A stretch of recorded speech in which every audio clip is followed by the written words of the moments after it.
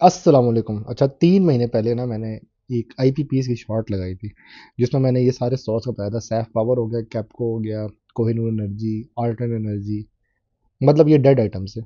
और इन पे एक रूमर है कि इनको सर्कुलर डेट की पेमेंट का एक सीन बन रहा है इनका ना। अब गवर्नमेंट चाहती है कि किसी तरह कम से कम पेमेंट हो, फिर हम इनको देंगे, सही है। और आजकल क्या हो रहा है, अब कैपको ने आज एक बहुत मतलब हैरत की बात है, कैप लगा दिया। इसका हिस्ट्री में फर्स्ट टाइम एवर हुआ है कि इसने कैप लगा दिया।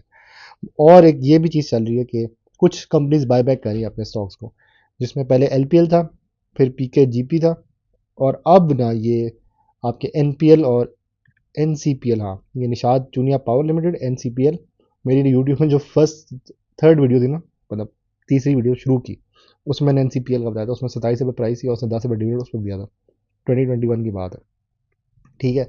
और NPL निषाद पावर लिमिटेड जो गाड़ी इसने लॉन्च की है, अब इनका बायबैक चल रहा है। और NML, अब इसका एक और स्टॉक है निषाद मिल्स वाला, वो भी अब इनका बायबैक चल रहा है। बायबैक क्या होता है, कंपनी खुद अपने स्टॉक्स को बाय करती है। वो जिसने लिए हुए ना वो लकी हैं।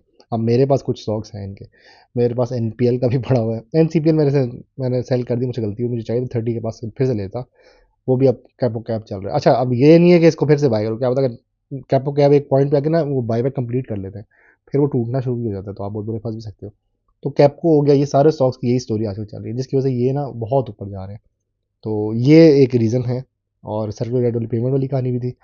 और एक और रीज़न ये भी थी कि आपके पावर प्रोड्यूसिंग कंपनी सबसे इस वक्त आखिरी सेक्टर रह गया था जिसमें वॉल्यूम नहीं डला था। मतलब मुदारबाज में आ गया, आपके इवन के शुगर मिल्स में आ गया, और आपके ये बड़े बड़े मतलब सब में आ गया वॉल्यूम। खाली ये रह गया था सेक्टर जो खाली रह गया था, इनमें अब वॉल्यूम डाल रहा है। ये लास्ट मतलब 12वें महीने के हिसाब से देखो तो ये आखिरी सेक्टर रह गया। वैसे तो आई थिंक 27 सेक्टर है या 33 है, मुझे याद नहीं आ रहा। तो ये लास्ट सेक्टर है जिसमें अब जाके वॉल्यूम आया, और इनमें मूवमेंट अब आई है। अगर आपने खेलना है तो आप अभी भी खेल सकते हैं, ये बात नहीं है। मैं वैसे सबको कह रहा था कैप को आज एक लिहाज से ना ही बाई करना, अगर 35 पे आगे बाई करते हो। अगर बाई करना है कैप को तो खाली डिविडेंड के लिए बाई करो, डिविडेंड देता रहता है वो, ठीक है। हबको इसी में ही आता, लेकिन हबको ने ऑलरेडी अपना एक हाई दे दिया ना, तो वो उस हाई पे नहीं जा रहा वापस, वो 220 के पास ही फिर रहा है, ठीक है। ये स्टोरी दूसरी बात, ठीक है। इसके बाद एक और जो बात है, PIA की बात है। PIA क्यों गिर गया? PIA कुछ नहीं होता, वो एक कभी बार ऐसे होता है कि रीट्रेस होती है प्राइस। रीट्रेस क्या होता है कि एक हाई मारता है, उसके बाद वो वापस आती है अपने लो पे आता है, और वहाँ से ज़्यादा मतलब बायर्स लेके आता है, और फिर हाई एक और मारता है। जब PIA 37 का भी हुआ था ना, तो ये 33 32 तक आया था, सबकी चीखें निकाल दी थी। और उसके बाद फिर से उसने हाई मारा है, और फिर ये चलता चलता 48 49 तक गया PIA।